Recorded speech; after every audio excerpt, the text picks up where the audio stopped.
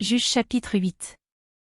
Les hommes d'Éphraïm dirent à Gédéon, que signifie cette manière d'agir envers nous? Pourquoi ne pas nous avoir appelés, quand tu es allé combattre Madian? Et ils eurent avec lui une violente querelle. Gédéon leur répondit, que ai-je fait en comparaison de vous? Le grappillage d'Éphraïm ne vaut-il pas mieux que la vendange d'Abiézé? C'est entre vos mains que Dieu a livré les chefs de Madian, Oreb et Zéb. Que ai-je donc pu faire en comparaison de vous? Lorsqu'il eut ainsi parlé, leur colère contre lui s'apaisa. Gédéon arriva au Jourdain, et il le passa, lui et les 300 hommes qui étaient avec lui, fatigués, mais poursuivant toujours. Il dit aux gens de Sukkot, « Donnez, je vous prie, quelque pain au peuple qui m'accompagne, car ils sont fatigués, et je suis à la poursuite de Zébak et de Tsalmuna, roi de Madian. » Les chefs de Sukkot répondirent, « La main de Zébak et de Tsalmuna est-elle déjà en ton pouvoir, pour que nous donnions du pain à ton armée? » Et Gédéon dit, « Eh bien, lorsque l'Éternel aura livré entre mes mains Zébak et Tsalmuna, je broierai votre chair avec des épines du désert et avec des chardons. » De là il monta à Penuel, et il fit aux gens de Penuel la même demande. Ils lui répondirent comme avaient répondu ceux de Sukkot.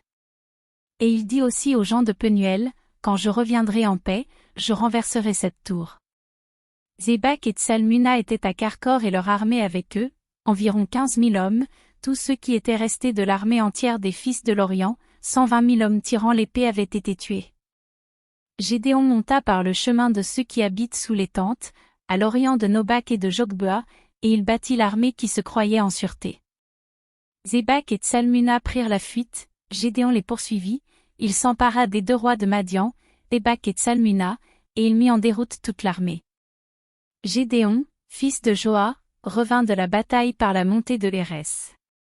Il saisit d'entre les gens de Sukkot un jeune homme qui l'interrogea, et qui lui mit par écrit les noms des chefs et des anciens de Sukkot, 77 hommes.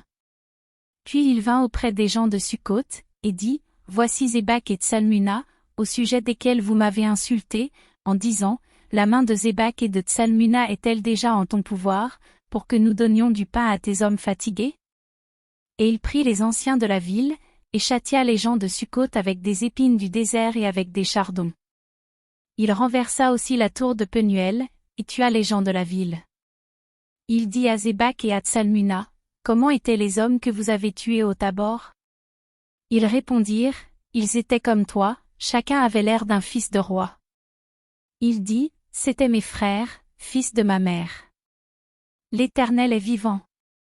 Si vous les eussiez laissés vivre, je ne vous tuerais pas. » Et il dit à Jété, son premier-né, « Lève-toi, tue-les. » Mais le jeune homme ne tira point son épée, parce qu'il avait peur, car il était encore un enfant.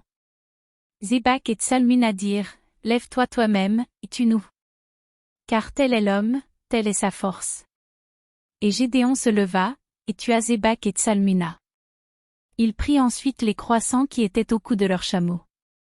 Les hommes d'Israël dirent à Gédéon, « Domine sur nous, et toi, et ton fils, et le fils de ton fils, car tu nous as délivrés de la main de Madian. » Gédéon leur dit, « Je ne dominerai point sur vous, et mes fils ne domineront point sur vous, c'est l'Éternel qui dominera sur vous. » Gédéon leur dit, « J'ai une demande à vous faire, donnez-moi chacun les anneaux que vous avez eus pour butin. » Les ennemis avaient des anneaux d'or, car ils étaient ismaélites.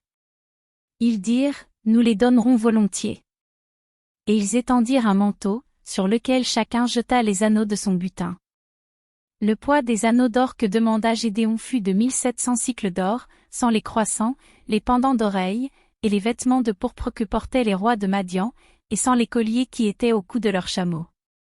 Gédéon en fit un éphod, et il le plaça dans sa ville, à Ophra, où il devint l'objet des prostitutions de tout Israël, et il fut un piège pour Gédéon et pour sa maison.